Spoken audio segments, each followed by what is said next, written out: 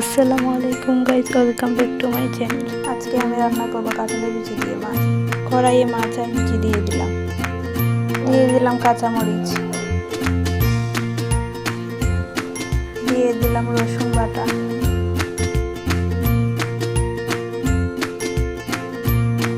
এক চামচ মরিচের গুঁড়া, দিয়ে দিচ্ছি হলুদের গুঁড়া, দিয়ে দিলাম এক চামচ লবণ, এক চামচ তেল,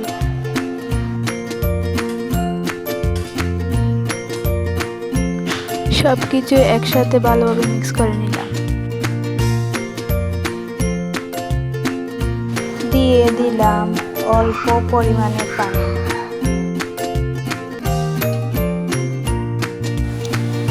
সব উপকরণ দেওয়া শেষ, এখন ঢেকে দিব।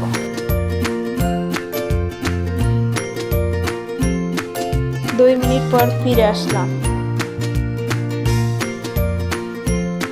প্রায় হয়ে আসছে।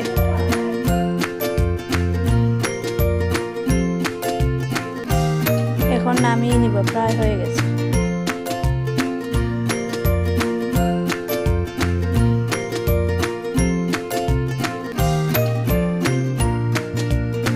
মাশাআল্লাহ, রান্নাটা দেখতে কত সুন্দর হয়েছে।